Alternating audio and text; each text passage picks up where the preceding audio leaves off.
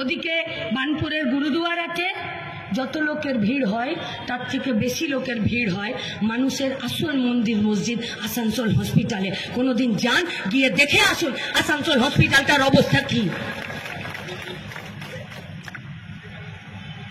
ওখানে যে আল্ট্রাসোনোগ্রাফি থেকে শুরু করে ওখানে যে যা যা পরীক্ষা হচ্ছে সবকটা পিপিপি মডেলে, বেতন কোনো মা বাপ নেই, কাজের ঘন্টা 12 ঘন্টা, কে রিপোর্ট দিল কে রিপোর্ট দেবে না, সরকারি ডাক্তার হসপিটাল কিচ্ছু নেই, শুধু নীল সাদা রং আছে। নীল সাদা রঙেরই একটা কারখানা করে দিতে পারতেন, সেখানেও কিছু ছেলে মেয়ে কাজ করত।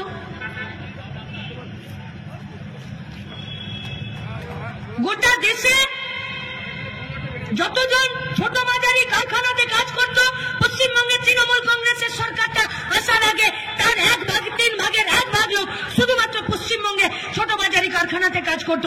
আমাদের জেলা, আমাদের পশ্চিম বর্ধমান, আমাদের এই এলাকা তার মধ্যে 1 নম্বরে নাম লিখিয়েছিল। আজ কি হাল? আমরা এই আসানসোলের মাটিতে বড় হয়েছি। যখন বড় হয়েছি, যারা একসাথে প্রাইমারি স্কুলে পড়তাম, তাদের বাপরা কেউ চাষ করত, কেউ একটু এদিক ওদিক কাজ করত, কারখানা হয়েছে, তাদের ছেলেপুলেরা সেই সব কারখানাতে কাজ করতে গেছে। আমরা অন্যদিকে স্কুলে কলেজে ব্যাংকে কাজ করব বলে প্রিপারেশন নিয়েছি। আজকে আমাদের জন্য স্কুল বন্ধ, ওদের জন্য কারখানা বন্ধ। একদিন বাপ কাকাদেরকে মূল স্রোতে ফিরিয়ে এনে তারা কাজের জন্য স্বপ্ন দেখেছিল।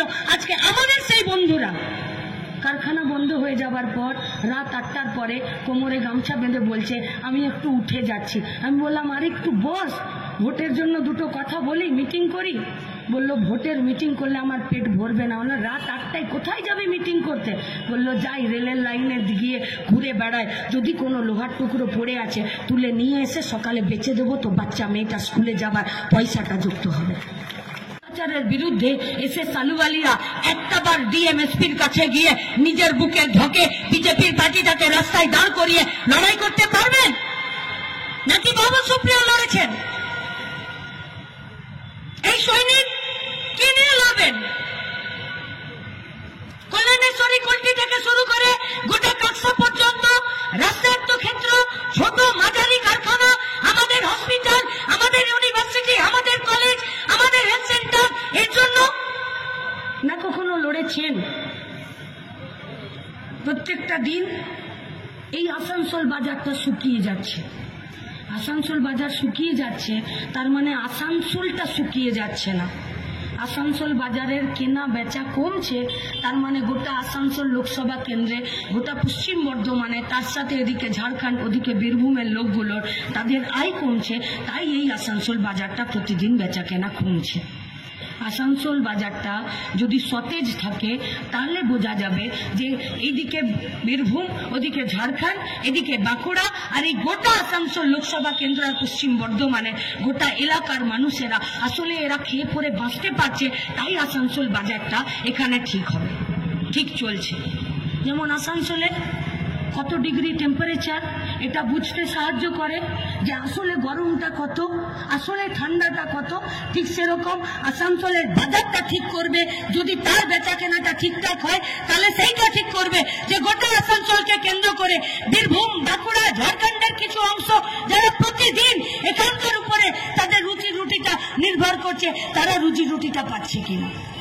किस विषय का सैनिक होगा, क्या ये सवाल पूछ सकते हैं?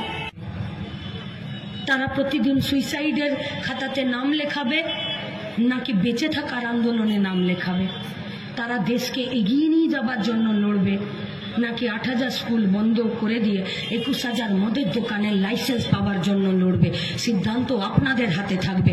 আপনারা যদি চান এই গোটা পশ্চিম বর্ধমান সহ গোটা পশ্চিমবঙ্গের বেকার ছেলেমেয়েরা নিজেরা মাথা উঁচু করে বেঁচে থেকে আসানসোলকে সামনের দিকে এগিয়ে নিয়ে যান, আপনি চান বা না চান, বাম কংগ্রেসের জোটের প্রার্থী জাহানারা খানকে